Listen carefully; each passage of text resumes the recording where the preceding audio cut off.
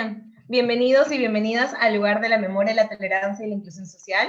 Mi nombre es Cintia, yo formo parte del área educativa y voy a estar junto a Verónica Tupayachi y Leopoldo Lituma en la presentación, así como también la visita por la muestra temporal Túpac Amaru y Micaela Bastidas, Memoria, Símbolos y Misterios. Esta visita tiene como objetivo que nosotros podamos reconocer, así como también revalorar las memorias construidas de Túpac Amaru y Micaela Bastidas a partir de las representaciones artísticas y su iconografía. De esta manera, nosotros poder promover y conocer la investigación que se ha hecho y el proceso a cabo para esta muestra temporal, y para ello tenemos pues la oportunidad y también muy entusiasmados de poder contar con Verónica Tupayachi y Leopoldo Lituma. Verónica Tupayachi es antropóloga con una maestría en museología, con especializaciones en museología por la National Museum of Ethnology de Osaka, Japón, y en conservación del patrimonio cultural por el Departamento de Estado en Washington, Estados Unidos. Lideró la creación e implementación del Museo de Sitio Manuel Chávez Bayón en Machu Picchu, el Museo Amazónico Andino de Quillabamba, el Museo de Pueblos de Paucartambo, así como también el Museo Escolar de Julio Citello, entre otros trabajos para la Dirección General de Cusco. También nos acompaña Leopoldo Lituma. Él es magíster en arte peruano y latinoamericano por la Universidad Nacional Mayor de San Marcos, autor del libro El verdadero rostro de Túpac Amaru, que se publicó en el año 2011. Tiene un premio COPE en el año 2014 por el ensayo Iconografía Fundacional en la Historia del Perú, así como también ha escrito diversos artículos para la revista Bicentenario de la Universidad San Marcos, IYAPA de la Universidad Ricardo Palma, Cuadernos de la Universidad de Palermo, así como también en la Universidad Orval y la Universidad Norbert Wiener. Actualmente es docente en la Facultad de Arquitectura de la Universidad Nacional Federico Villarreal. Extendemos a Verónica y Leopoldo un gran saludo, ¿no?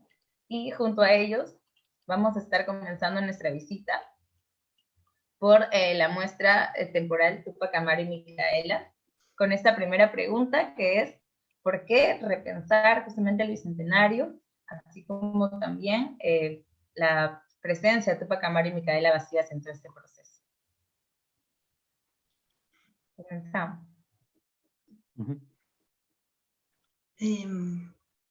Coscoman Tapacha, Perú, Suyo Masikuna, Napaykuikichis, Unampunchao, Túpac Amaru Manta, Micaela Bastidas Manta, Rimastajku, Chairaiku, Noka Anchata Kusikuni.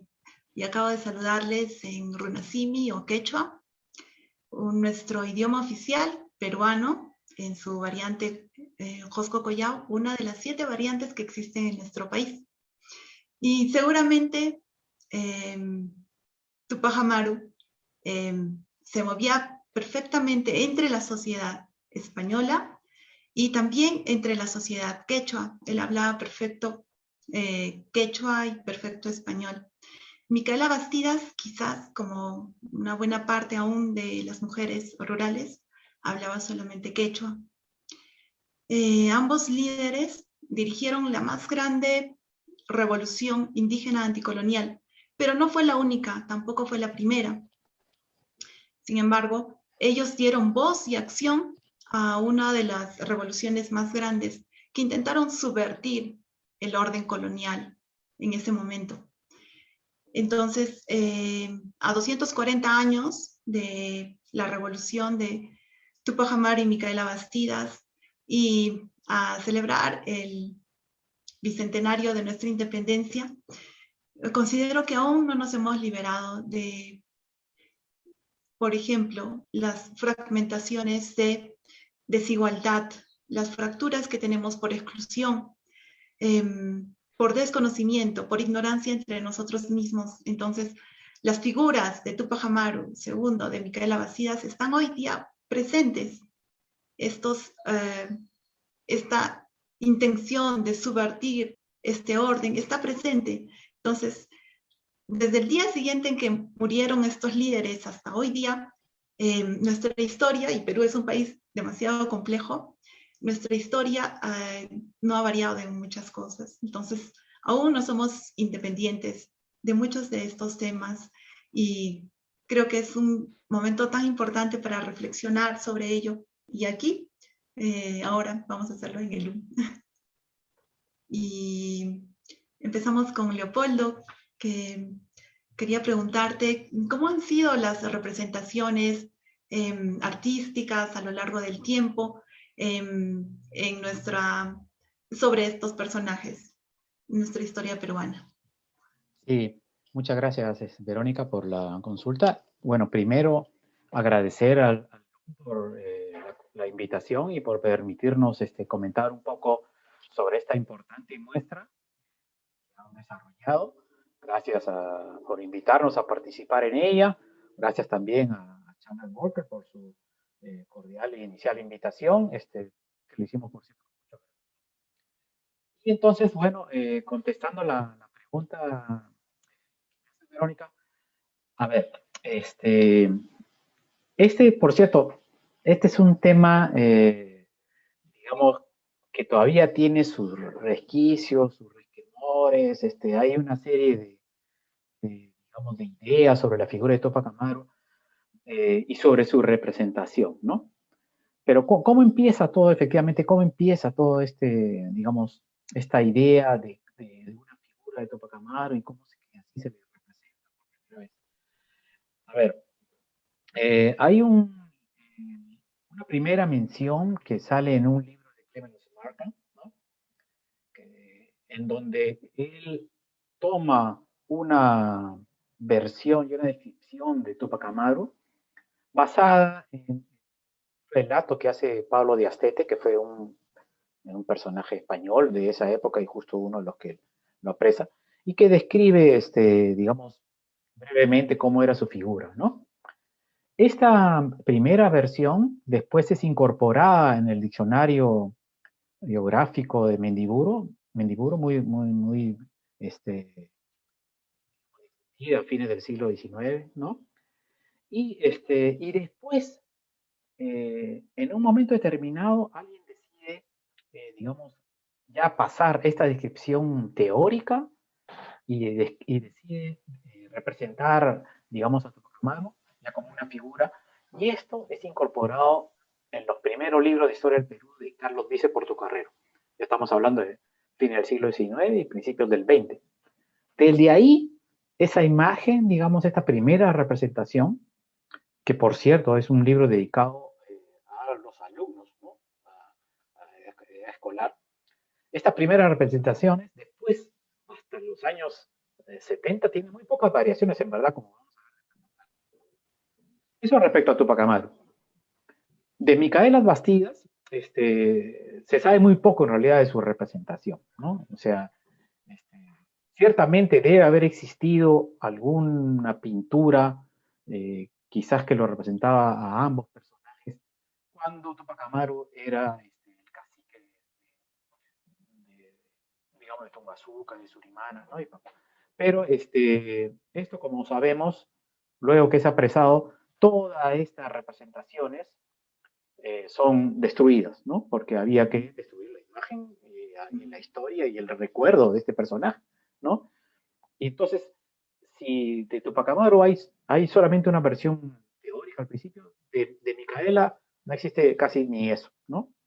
Y es así como que después, a fines de los 60, con el gobierno de Velasco, empieza esta figura, y después, unos años después, también lo de Micaela Bastidas, a asociarse, ¿no? Y a representarse, ¿no? Como podemos ver en... Y aquí creo, Leopoldo, antes que nos comentes sobre este concurso específico, es importante recalcar lo que tú has dicho, que una de las consecuencias, después del juicio que hubo hacia Tupac Amaru, Micaela Bastidas y todos los integrantes de esta revolución, es que se quemaron, se desaparecieron, encima se salaron, se puso sal a toda la evidencia material que hubo de Tupac Amaru y de Micaela Bastidas. Se destruyeron sus casas, se destruyeron sus representaciones y de hecho, por ejemplo, en el caso de Micaela Bastidas, lo que conocemos es la referencia que hace José Vicente García años después, un par de años después, en un resumen de la sentencia, ¿no? Donde se menciona Zamba, pero desconocemos, lo que tenemos son dudas respecto a cuál era su imagen y cómo era su representación. No quedó absolutamente ningún registro iconográfico o ninguna pintura de estos personajes. Obviamente a lo largo de la historia, por ejemplo, se encontró este cuadro o se limpió, ¿no? El cuadro del Señor de los Temblores, que debajo de él tenía la figura de María Tupac Amaru, y esta dama cusqueña, antecesora de Felipe Betancourt, que era el otro, digamos, contrincante de Tupac Amaru II en algún momento en sus disputas legales, había sido pintada, pero probablemente también fue ocultada a raíz de estas sentencias que hubo, ¿no? A raíz de estas, de parte de este deseo de eliminar cualquier rastro o evidencia de estos personajes, de estos revolucionarios. Sí, sí, exacto. Es correcto, Verónica, lo que mencionas, efectivamente, ¿no? Y entonces, frente a esta poca, digamos, fuente, digamos, verídica de una representación de estos personajes, y a raíz de que en el gobierno de Velasco, a partir del 24 de junio de 1969, que como recuerdan es el día en que se decreta la reforma agraria.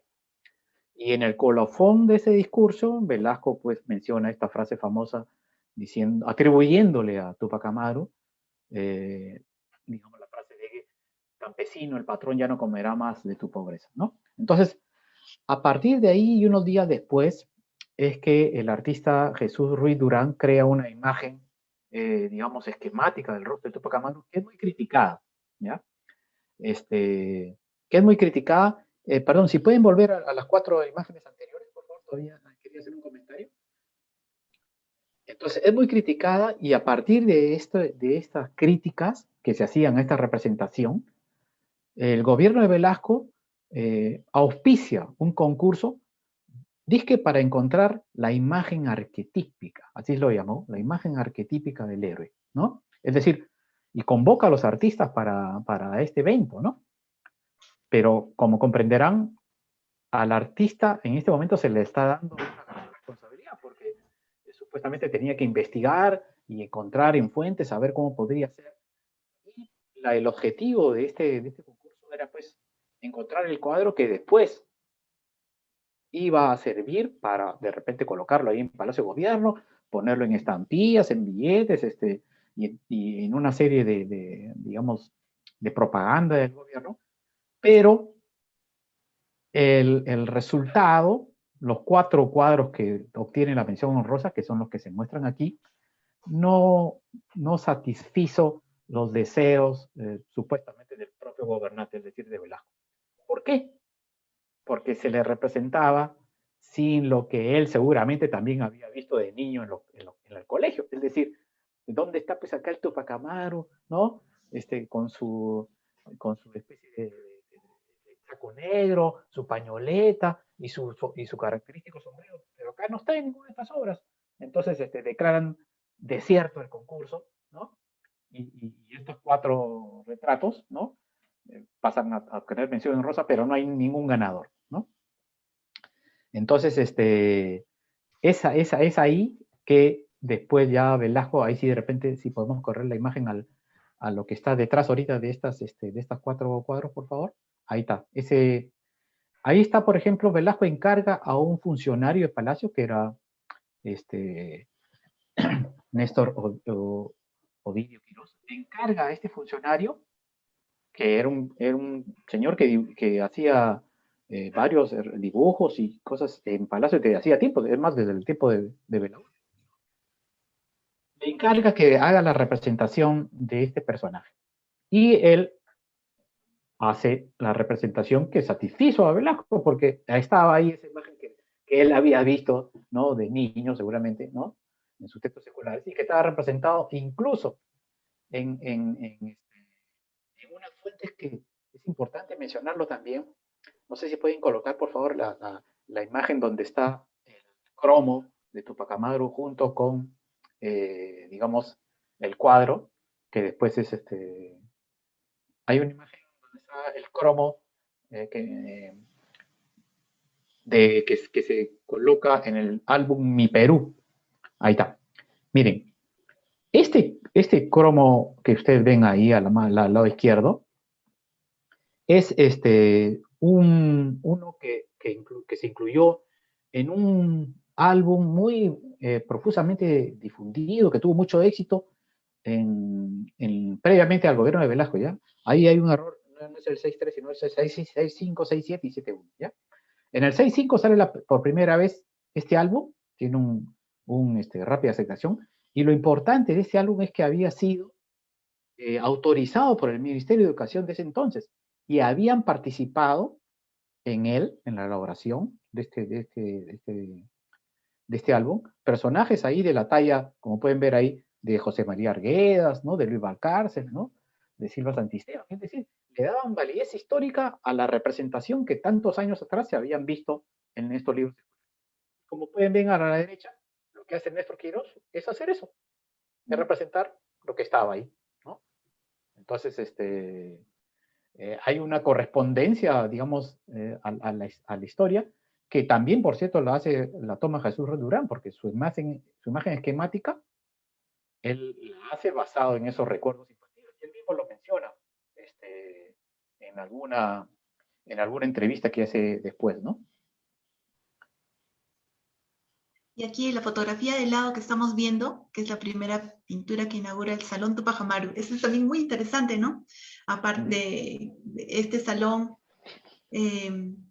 pasa a llamarse Tupac Amaru, y si mal no recuerdo, ese era el de Pizarro, ¿no? Claro, el que era efectivamente, Verónica, el que se llamaba Salón Pizarro, sacan el cuadro famoso y clásico, ¿no? De Alea Hernández, y colocan ese de aquí, de este aficionado, porque no es un aficionado, ¿no? Pero sirve para renombrar el salón. Por cierto, aquí es importante también mencionar que este cuadro está actualmente desaparecido, ¿no? Exacto. Uh-huh. Yo incluso mandé hace varios meses atrás, cuando todavía estaba Vizcarra en el Palacio, una carta solicitando información de este cuadro. Me respondieron que no saben dónde está, ¿no? Entonces aquí a los oyentes también que puedan estar viendo estos asuntos, si conocen, por favor, quién pueda tener este cuadro, porque no creo que se haya quemado ni nada por el estilo, eso lo debe tener alguien, ¿no? Por favor, pedirle encarecidamente que lo devuelva, porque es parte del patrimonio histórico, cultural del Perú, ¿no? Sí. Entonces continuamos con Sí. el recorrido. Sí, sí, sí. A ver, Cintia. Queríamos mencionarle en un momento que el audio nos está fallando, Leopoldo, y hay momentos en el que no te podemos escuchar muy bien. Quizás deba ser por el audífono. Para que... Ahí está, muchísimas gracias. Perfecto.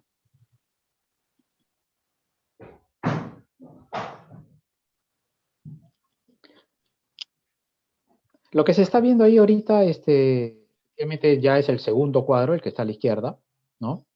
Que es pintado por un capitán en ese entonces, ¿no? Mario Salazar Izaguirre, que era reconocido en su institución como un dibujante. Tiene una mejor factura que el anterior, ¿no?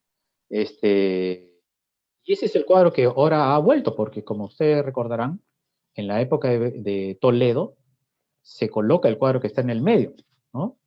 Obra del artista peruano Armando Villegas. Entonces, que tenía un ya más contemporáneo, ¿no? Pero bueno, en algún momento Vizcarra saca ese cuadro y coloca nuevamente el anterior, el que está a la izquierda. Entonces ahí como que ahora nuevamente viene esta mirada seria, ¿no? Con el ceño fruncido de Tupac Amaru. Creo que lo hizo a partir de un discurso de un de una etapa difícil de su gobierno y parece que le parecía mejor tener detrás a esta imagen en vez que la otra, ¿no? Y el que está a la derecha es una representación ya relativamente contemporánea de Abelardo, ¿no? Y esa también, la tercera representación, ¿estuvo o está en Palacio? No. Esa es una representación que Edna hace por encargo. Hay un cuadro de esto que está en Argentina, el otro entiendo que está acá en Perú, pero no sé exactamente dónde, ¿no? Pero nunca llegó a estar en Palacio. Ya, los dos primeros sí. Los dos primeros, sí. Interesante, muy interesante Sí, la pregunta. Gracias. sí. Pero dime, Verónica, digamos, en este tema de las representaciones, yo entiendo que también hay digamos, algo en el Cujo que se ha hecho y desde antes de esto, ¿no es cierto? O sea, Sí, comentábamos sí, alguna vez de que el nombre y la imagen de Tupac Amaru, como que ya anteriormente, antes de Velasco, ya se estaba mencionando. sí, sí. Y definitivamente, ya bueno, podemos pasar quizás a las imágenes de Cusco también. Y la doctora Cecilia Méndez precisamente está haciendo un estudio sobre la primera vez donde se mencionó a Tupac Amaru como un precursor de la independencia, que fue tan temprano como 1837 al 39, en una revista que se llamaba El Museo Erudito. Entonces, es muy temprano, ¿no? No había ninguna mención como precursor en ese momento de Tupac Amaru II.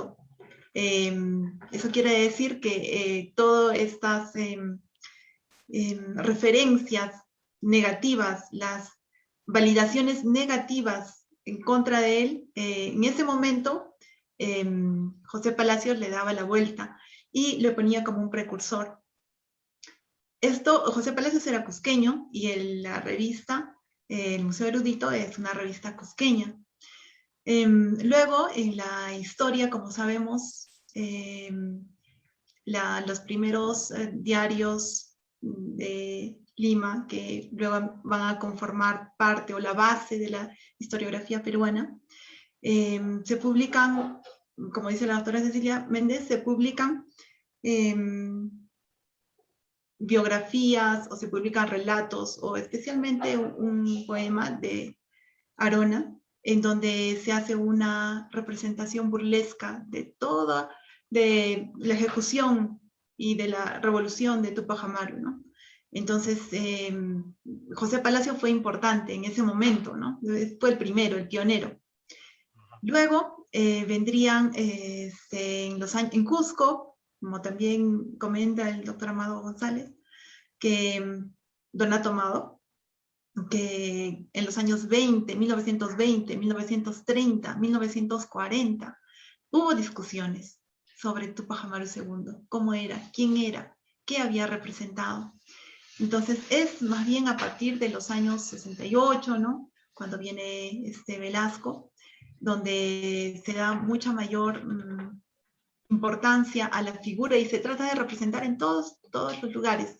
Es así que en Surimana, en Tungazuca, está en Urcos, en Tinta, en diferentes lugares del Cusco se hacen esculturas, se hacen imágenes, se fundan colegios con su nombre, entonces hay todo como una dinámica vivificadora de estos personajes, ¿no? Y no solamente de Tupac Amaru II, también con Micaela Bastidas, por ejemplo, ¿no? Interesante, sí.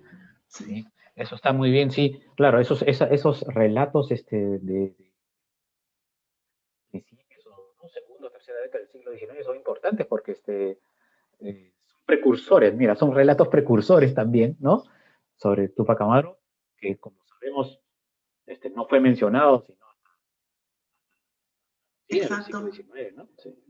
Exacto. Muy bien, acá sí también quisiera, si me permites, quisiera hacer un comentario. Bien, en esta imagen que estamos viendo, donde está, digamos, esta imagen esquemática de Jesús Ruiz Durán, que por cierto para mí es perfecta, ¿no? O sea, es algo que él cuando la crea, le muestra, digamos, a sus hijos, ¿quién es este? Y todos reconocen a Tupac Amaru, es decir, ¿no? Está hecho con unos trazos que, bueno, yo después cuando quise, digamos, decodificar la imagen, encontré que había la A y la T ahí, ¿no? que eran parte de la construcción, ¿no? Pero lo que quería comentar es esto. Esta imagen todavía sigue siendo objeto de críticas y creo que incluso de temor. Hay personas que ven esta imagen y creen que quien la usa o quien la... No sé si de repente podemos ver ahí una imagen que pasé. Creen ver ahí a un terrorista.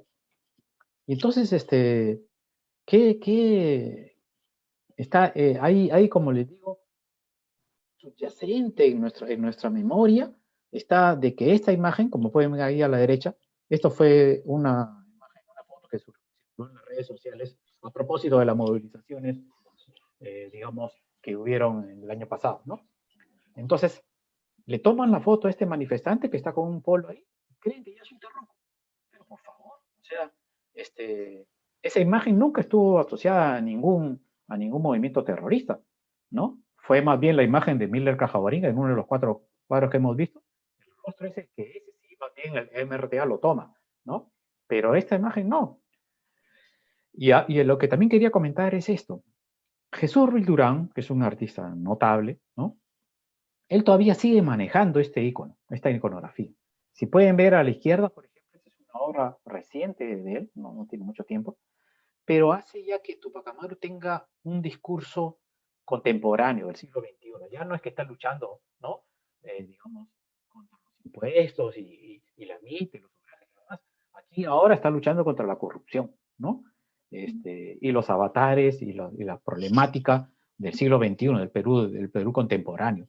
Entonces, a mí me parece bien que Jesús Ruiz Durán ahora contemporarice, digamos, la imagen esta clásica, icónica de Tupac Amaru, ¿no? Y le dé un nuevo trasfondo cultural, ¿no? Un nuevo perfil, digamos. Pero quería resaltar este asunto, que no es una imagen a la que hay que tenerle temor, ¿no? Es la representación de uno de nuestros héroes, de uno de nuestros, digamos, precursores de la independencia. Así que eso, y que lo haya utilizado un movimiento terrorista, que por cierto no es esta, sino otra, como dije, no le quita en nada el mérito a esta representación, ¿no?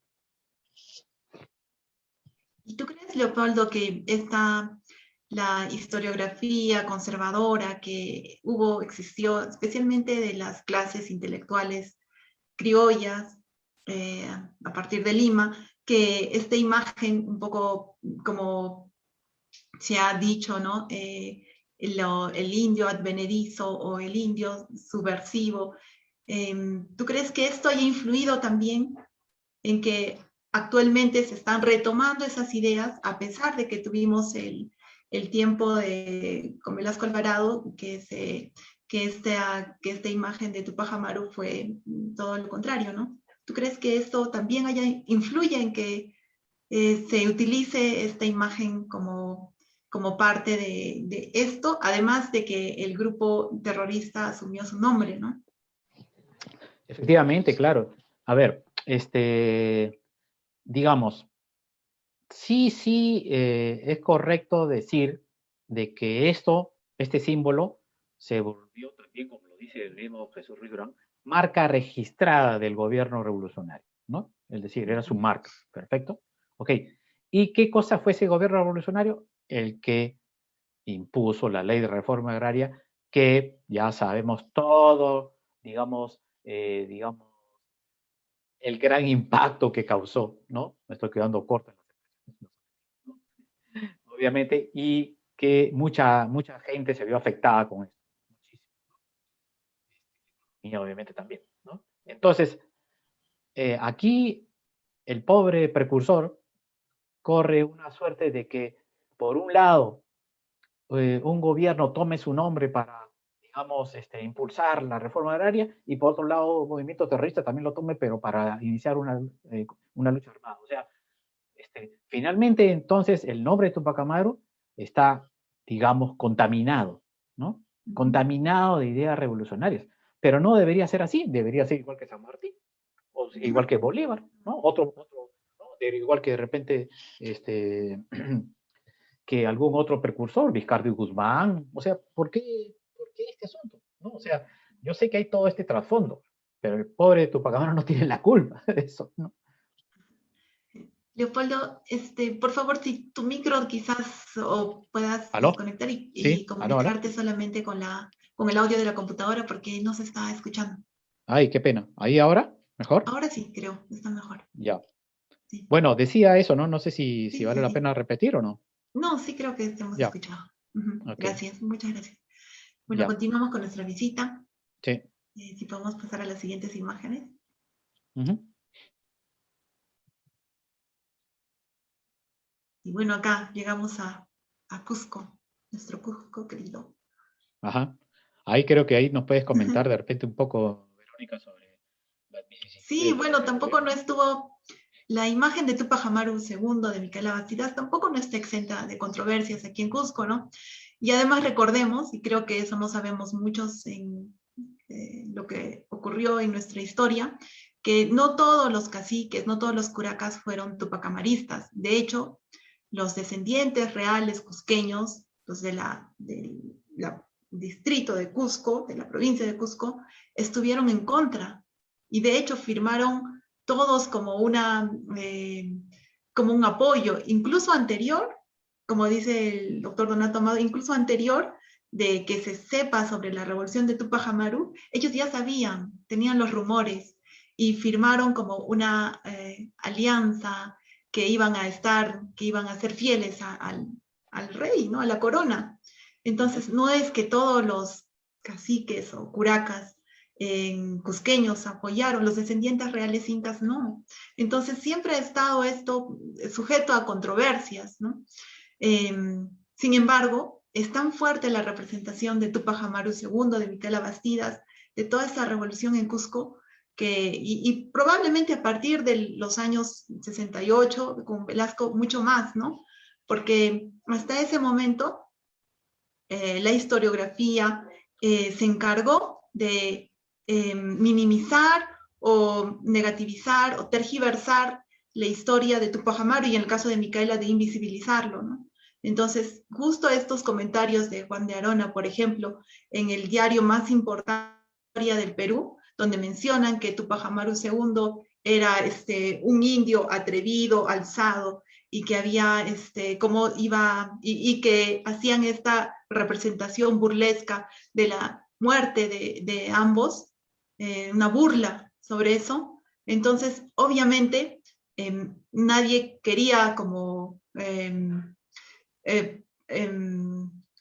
validar o remarcar estos personajes, ¿no? Pero en la memoria colectiva siempre estuvo, siempre, a través de los textiles, a través de incluso de los cantos, a través de las danzas, y precisamente hay toda la memoria oral que nos habla de que algunas danzas, y justamente recogiendo algunas versiones orales, decían que algunas danzas eran en representación por la muerte del compañero Tupac Amaru. Ahora en un ícaro, por ejemplo, un ícaro de Pucallpa, yo he escuchado, incluso ahora, que dicen el indio Tupac Amaru entre los cantos chipivos, o obviamente las representaciones de los textiles, ¿no? En diferentes provincias del Cusco. Y en este caso aquí hemos querido, quizás podemos ver algunas de las imágenes, hemos querido mostrar con la gran fotografía de Jorge Portugal, de la Dirección Regional de Cultura del Cusco, del Ministerio de Cultura, algunos lugares en donde podemos apreciar, si sigamos por favor, las esculturas en Surimana, Pampamarca,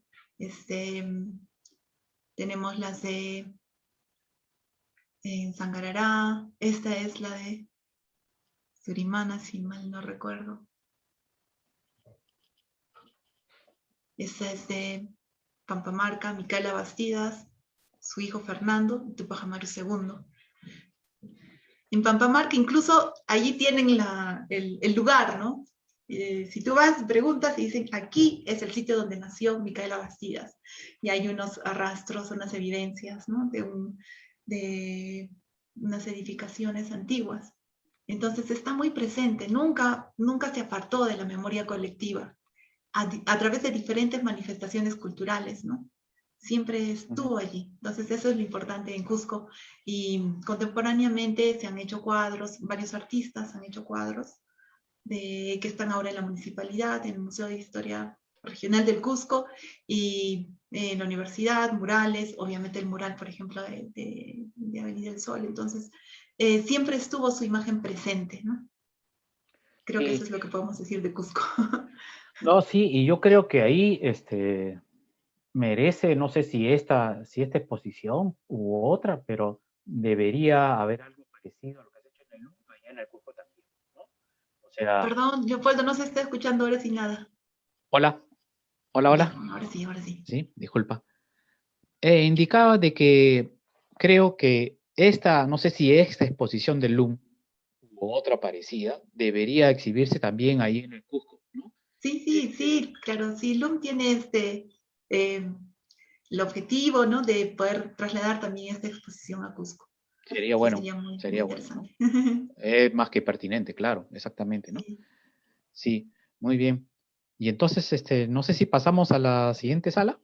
sí, y también quería comentarles que en esta memoria colectiva oral que tenemos, hasta las vestimentas recuerdan en muchos casos a Tupac Amaru II y a Micaela Bastidas, como por ejemplo en Surimana, donde los pobladores dicen, el sombrero que estoy usando es el sombrero de Tupac Amaru, ¿no?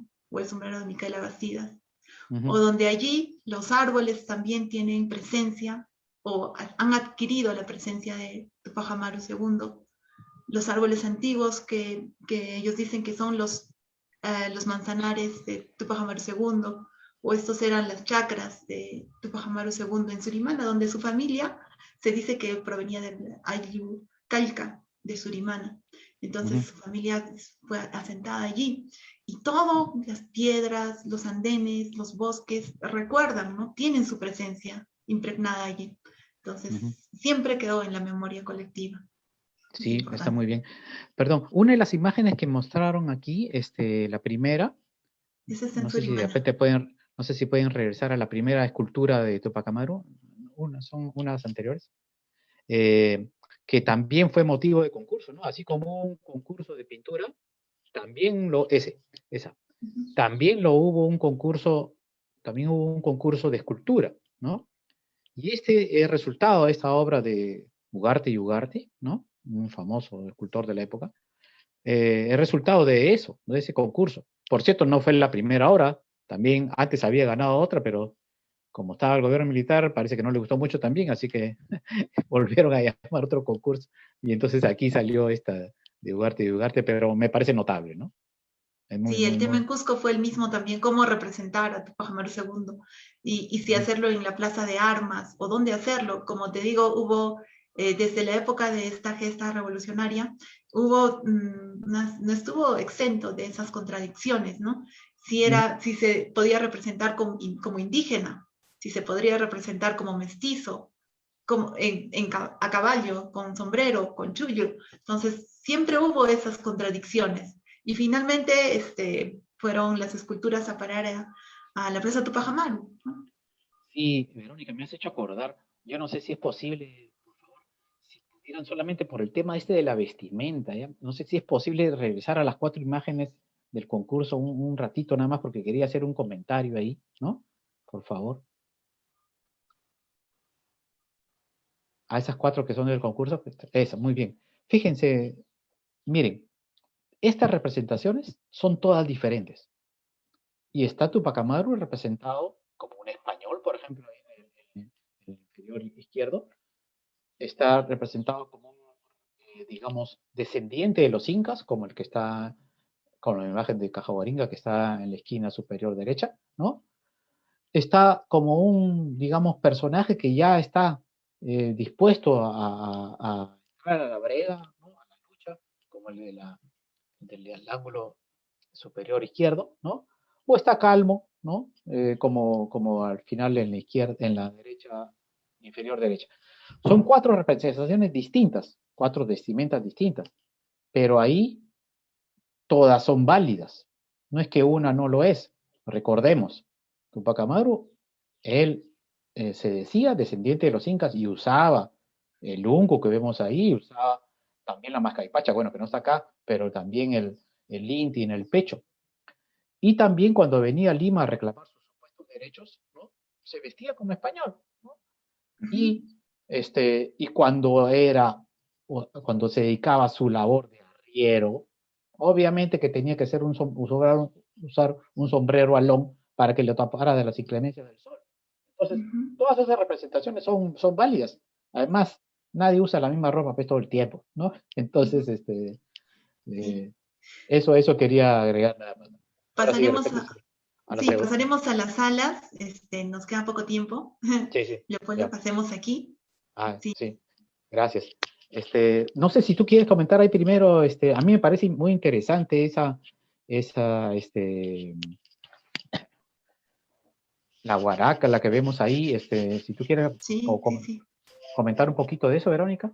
Sí, sí, claro. Mira, esta obra es la Huaraca de Antonio Paucar y precisamente estos otros elementos, y aquí me gustaría conversar sobre las representaciones que siempre han tenido Tupac Amaru II, calado por los 4 caballos, en muerte sangrienta en esta ejecución, y de hecho cada vez que vemos, siempre estamos volviendo a repasar esa escena, volviendo a reproducirla.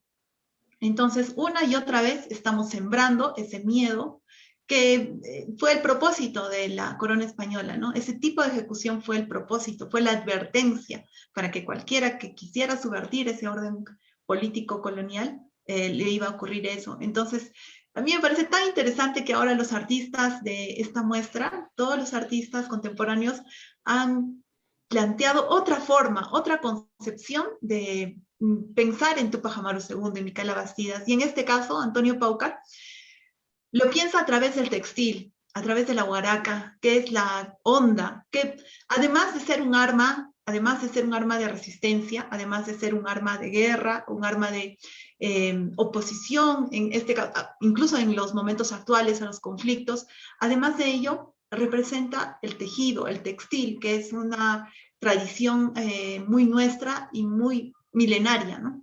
Entonces, esta obra, esta soga, representa la unión. Una sola hebra no hace nada. En cambio, todas las hebras juntas, trenzadas, hacen esta fuerza, en el caso de esta huaraca. Y este es el de llama, perdón, es de alpaca, no es de llama, es de alpaca.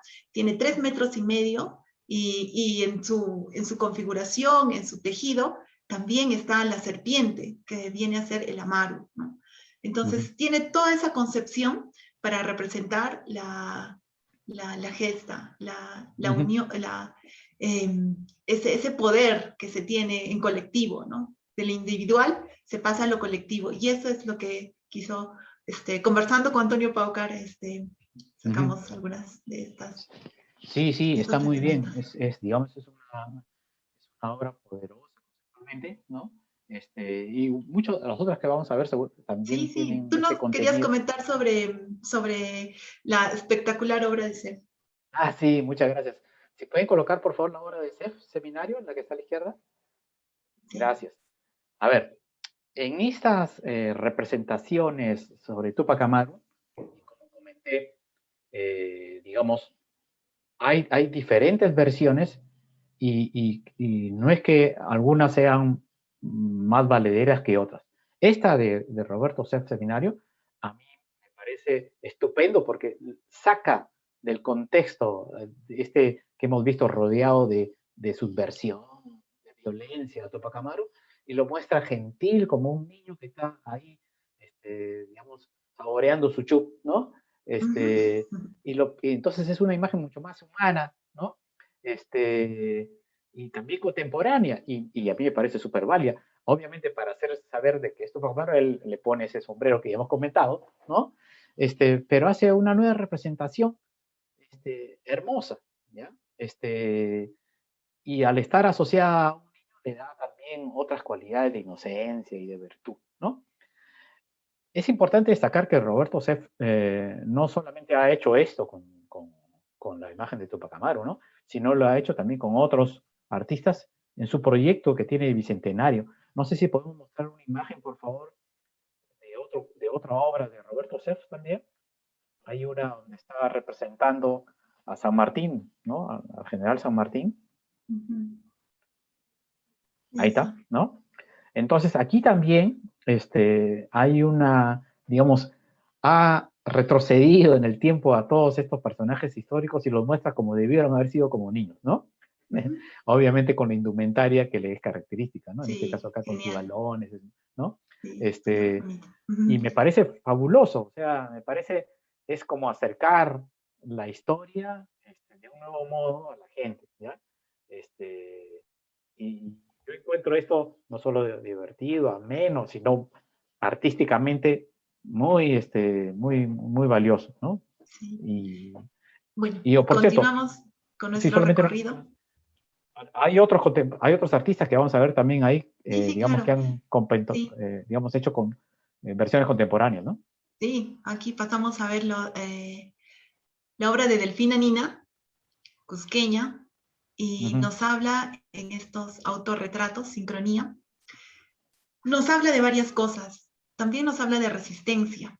Ella siempre hace autorretratos y su obra trata de curar heridas, trata de sanar heridas de discriminación, sanar heridas de racismo, sanar heridas de conflictos, no solamente personales, sino también colectivos. Y en ese sanar heridas, ella se reproduce a sí misma como Tupac Amaru y como Micaela Bastidas. Ellos están mirándose entre sí, están dialogando, porque en la experiencia de Delfina Nina, solamente el diálogo, el conocimiento personal y el conocimiento colectivo puede hacer la base de la resistencia. Entonces es así que esta obra hermosa nos habla de eso, nos habla de curar heridas, nos habla de conocernos y nos habla de dialogar. Eso me parece fantástico en la obra de Delfina. Además que toda su trayectoria como artista cusqueña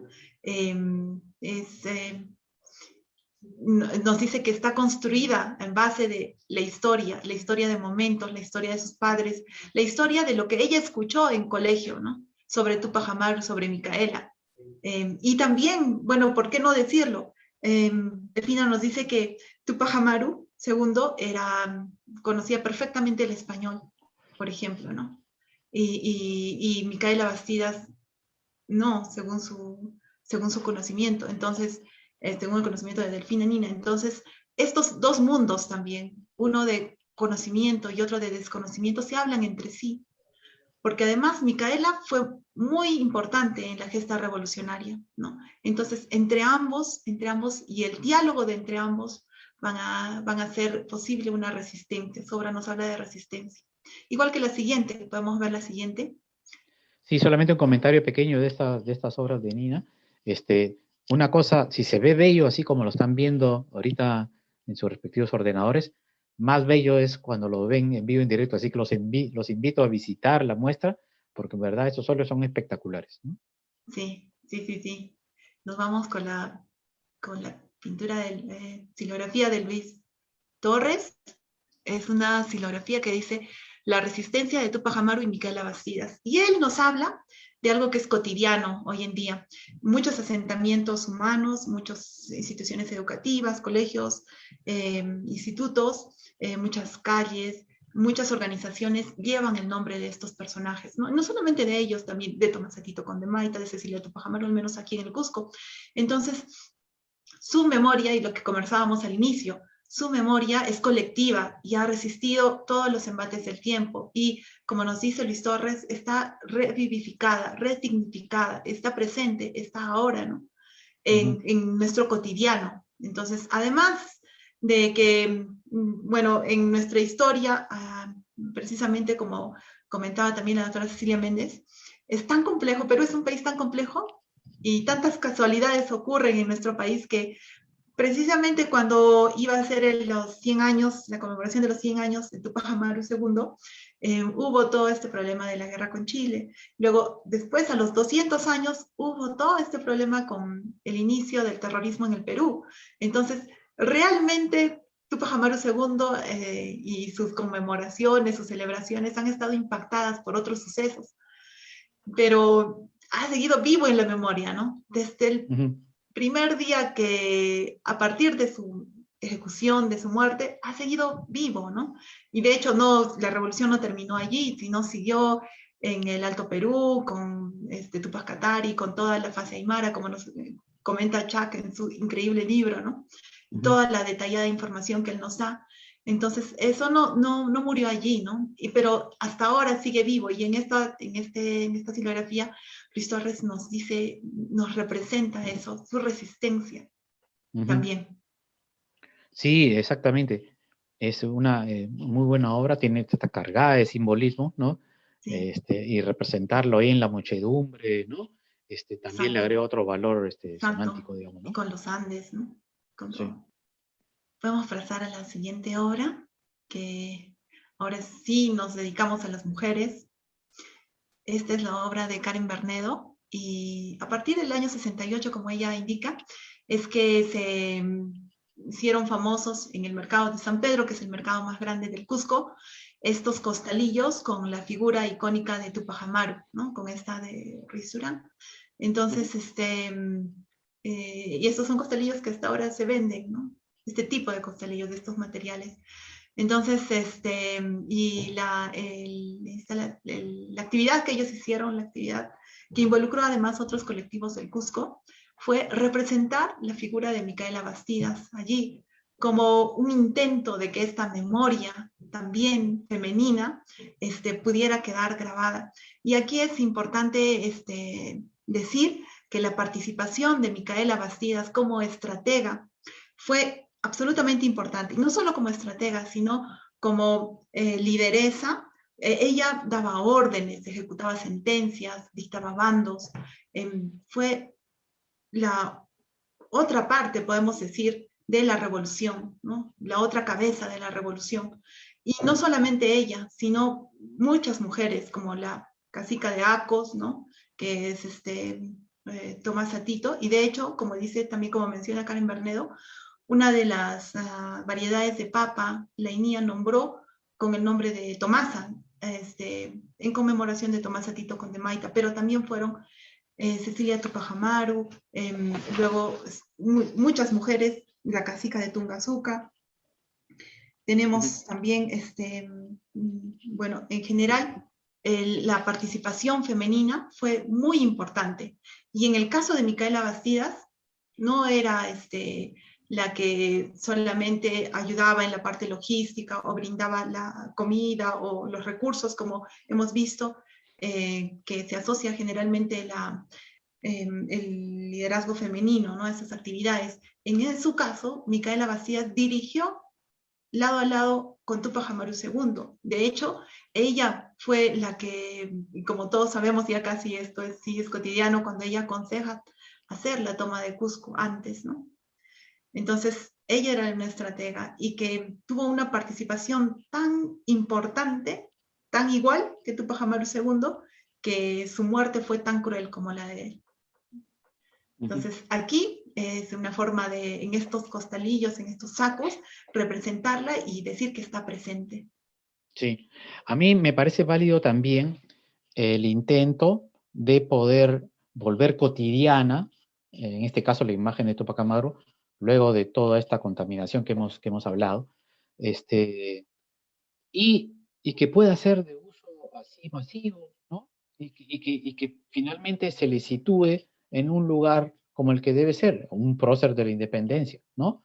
Eh, desde, desde digamos, devenir histórico en el que Tupac Amaru tenía una leve, digamos, participación en la historia, hasta, digamos, el desenfreno que ocurre en el gobierno militar, y obviamente había un tema histórico importante, una efeméride que era el sesquicentenario, y donde ustedes saben hay una serie de estudios que se realizan en esa fecha. Entonces, el nombre de Tupac Amaru en estos años pues estaba, pero en la plenitud, digamos, de la cumbre, ¿no? Pero termina el año 75 y con Morales Bermúdez nunca más se le usa, ¿no? Nunca más se usa esa imagen. Es decir, queda estigmatizada, digamos, como, digamos, la persona que está asociada a la reforma agraria, y de ahí viene después ya toda esta serie de concepciones erradas que estamos viendo, de que gente que lo ve usar un polo y piensa que uno es Entonces, me Sí, parece bien el popularizar esto, ¿no? sí. Vamos con la siguiente obra entonces, que es una obra muy poderosa. Esta obra es en general, todos los artistas han expresado de una manera más poderosa, creativa, increíble, ¿no? Muy íntima, las figuras de Tupac Amaru II y de Micaela Bastidas.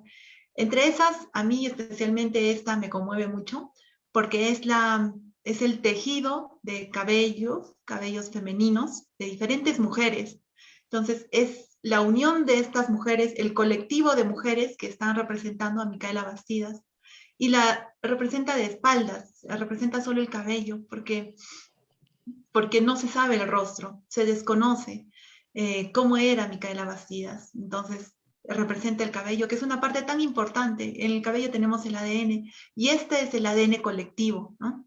Y además hay el mapa con los milagros, que es un textil andino en donde ubica los lugares donde fueron llevados las partes del cuerpo de Micaela Bastidas. En este caso, por ejemplo, un brazo de ella fue llevado a Tungazuca, igual la cabeza de Tupac Amaru, por ejemplo, fue llevado si mal no recuerdo, a Tinta, pero en todo caso, ahí los lugares donde los cuerpos, las partes del cuerpo de Micaela Bastidas fueron enterradas, se pusieron exvotos con pedidos especiales. ¿Y por qué? Porque la cabeza de Micaela Bastidas va a renacer.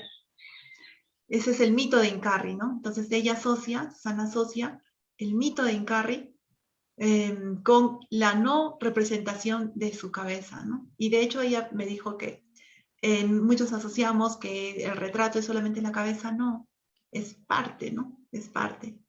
Entonces ella ha representado el cabello como nuestro ADN colectivo femenino, de todas las mujeres del colectivo, que va a resurgir, que va a regenerarse y que se entrelaza para renacer, ¿no?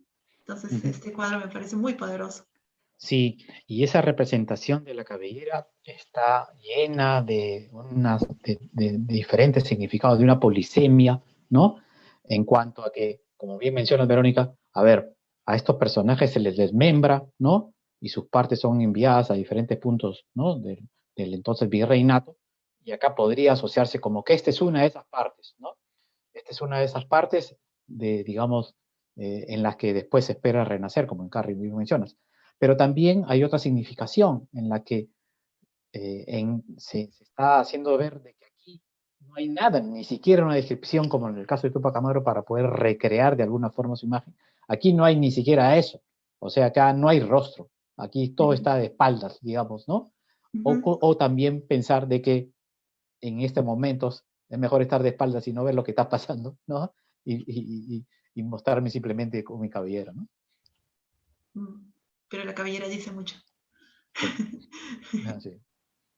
Sí, bueno, creo que hemos concluido esta parte, Sí, y para invitar al público a hacer, creo que ya nos hemos pasado el tiempo, pero sí, sí, ya nos pasamos. quedan unos minutitos para... Que nos digan los organizadores a ver si es que hay sí, sí, algún sí, comentario o consulta de los- sí, sí, podemos, Sí,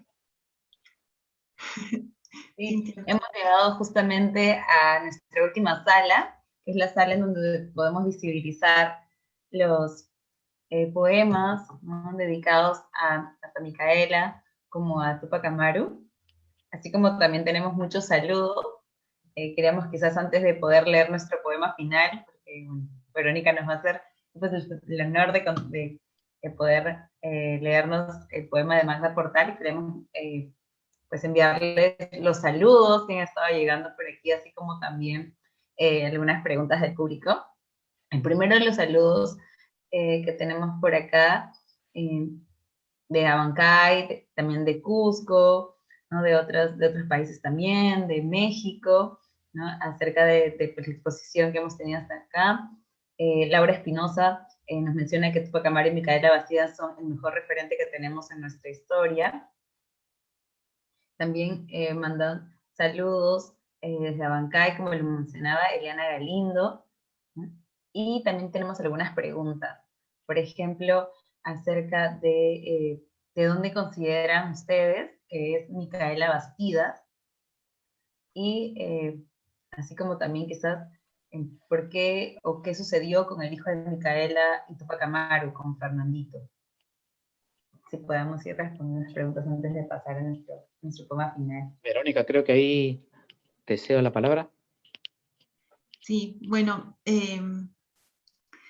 creo que los documentos históricos han demostrado que Micaela Bastidas, bueno, para empezar, Micaela Bastidas y Tupac Amaru II son personajes de todos los peruanos, ¿no? Y no solamente nos representan a nosotros como sociedad, sino también nos representan a cada uno como individuo, sea el lugar donde estemos. Como había dicho al inicio, no fue el primero, no fue el único que quiso subvertir el orden colonial. Desde a partir del siglo XVI hubieron muchas gestas en muchos lugares, en Huamachuco, en Cajamarca, en Otusco, en el altiplano. Bueno, por ejemplo, si queremos saber más detalle, podemos hablar con historiadores como el doctor Donato Amado. Seguramente también Chuck nos puede hablar sobre tantas gestas que hubo antes de Tupac Amaru II, a partir del siglo XVI. Entonces, no es algo cusqueño o no es algo que es único, ¿no? Y puedo decir que Tupac Amaru II y Micaela Bastidas son personajes de todo el Perú. Nos representan a todos, ¿no? Ahora, yo sé que hay ha habido algún tipo de contradicción de saber de si es de Cusco o si es de Abancay, ¿no? En todo caso, creo que hay muchas preguntas, en torno especialmente a Micaela, hay muchas preguntas sin respuesta, mucho que todavía nos falta investigar, ¿no? Lo que sé, que hasta el momento se sabe que desde Pampamarca en Cusco. Obviamente que hay un campo increíble por investigar respecto a ella.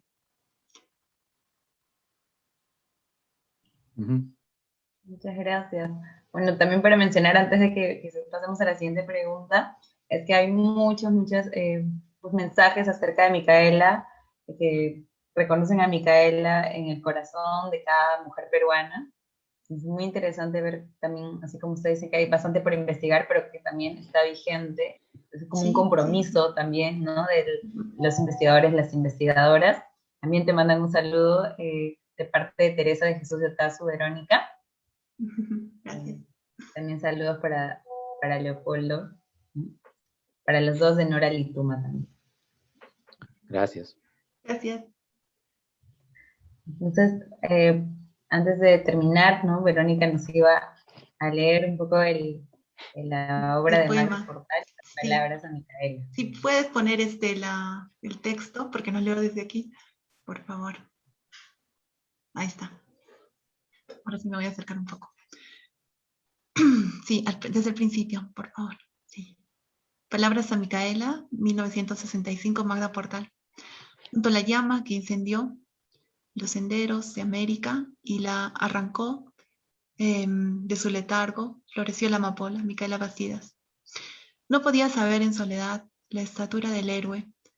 No pudo alzarse solo ni contenerse sin tu aliento, ni cuajar en el grito de rebeldía que repercutió en los Andes, y todo por los cerros hasta alcanzar el ámbito continental, si no hubieras estado, Micaela Bastidas, con tu voz, con tus manos erguidas, con tu aliento, de fiera, herida, de madre, desgarrada, de matrona de la más pura estirpe, pero estuviste tú para insuflar coraje en tus indios vencidos, para imponer el nombre del Perú más allá de los Andes, de los llanos de Colombia, de los chacos de Bolivia y Tucumán. De tus manos salieron las proclamas, las bravas ordenanzas. Tú te multiplicaste para ejemplarizar y estar a tono con el llamado de la historia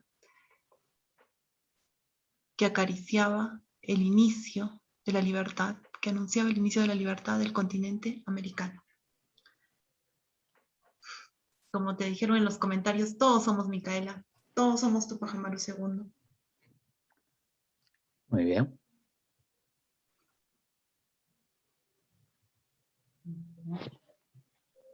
Cintia. Entonces, con este poema, con estas palabras de Micaela, les agradecemos a todos y a todas por participar, en especial tanto a Leopoldo como a Verónica, por ya sea la información, así como también el diálogo acerca de cada una de estas obras. Y bueno, de esta manera también, pues, agradecerles e invitarles, ¿no?, a las demás actividades que tenemos en el lugar de la memoria, la tolerancia y la inclusión social. Y bueno, darle el pase final a Verónica Leopoldo para unas palabras. Muchas gracias, Cintia. Y para culminar, quiero agradecer mucho a Charles Walker, que fue quien me invitó a participar en una parte pequeña, pues, en el equipo de consultoría en esta muestra. Y quiero agradecer también a ustedes, al equipo de educación, por permitirnos conversar un poco sobre lo que sentimos, sobre lo que pensamos y sobre lo que estamos viviendo, ¿no? Cuán fresco, cuán vivo, cuán brillante puede estar nuestra memoria actual, depende de nosotros, y es muy rico poder conversar, poder nutrirnos unos de otros, y especialmente con estos temas que han sido desconocidos o poco visibilizados, pero que ahora están tomando un nuevo brío, ¿no? Entonces, gracias por eso, equipo de LUM. Sí, bueno, también gracias, efectivamente, agradecer a LUM, a Charles, ¿no? Por esta oportunidad de poder conversar sobre Tupac Amaru y Micaela Bastidas, personajes que son de nuestro afecto y por cuales hemos investigado también al respecto. Y solamente quisiera agregar de que aquí la iconografía de ambos personajes por cierto, es un tema irresuelto, ¿no? Y lo va a seguir siendo, ¿no? Lo va a seguir siendo en la medida en que no se encuentre, digamos, una versión, digamos, que uno pueda decir, perfecto, esta es, digamos, la representación fidedigna de los personajes, cosa que probablemente nunca se encuentre, ¿no? Entonces, en tanto no haya, digamos, esa imagen arquetípica que pretendía el gobierno militar, distintas versiones, llámese estas históricas o estas nuevas contemporáneas, son todas válidas, ¿no? Y en base a ello, simplemente compartámoslas, sintámonos bien con estos, digamos, con estos próceres que finalmente sus ideas se convirtieron después en realidad con los que vinieron después y por eso es que se logró la independencia. Así que nada, no son personajes, digamos, por los cuales debamos sentir temor, ¿no? Sino más bien agradecimiento. Nada más. Todo lo contrario. Bien, antes de finalizar, queremos invitarles también a tomarnos nuestra fotografía final. Así es que los participantes, las participantes que puedan aperturar sus cámaras para que podamos tomarnos una fotografía junto a Verónica y a Leopoldo. Y en caso quizás no podamos hacerlo, también tenemos en la parte inferior las reacciones. Pueden poner las reacciones que ustedes más deseen para acompañar a Verónica. Y aquí están las palmas y los cariños para ambos. Entonces, para los y las que pueden aperturar sus cámaras, les invitamos para poder tomar la fotografía final junto a Verónica y a Leopoldo. Ahí está, ya tenemos algunos participantes que se han animado a poner sus cámaras y acompañar a Verónica y a Leopoldo. Ahí está, muchísimas gracias. Y ya tenemos también las reacciones listas. Muchas gracias. Acá para acompañar a Leopoldo y a Verónica. Ahí está. Entonces, ahí está. Muchas gracias, Manuel, Carla, Alejandra, Luigi. Muchísimas gracias. Gracias. Bien, entonces Gracias a la cuenta de 3 gracias vamos a todos. tomar la fotografía. ¿Sí? A la cuenta de 1, 2, 3. Ahí está. Muchísimas gracias a todos y a todas por participar. No se olviden que están invitados a las actividades del área educativa para poder tener más información sobre ello. Nos pueden seguir a través de las redes sociales.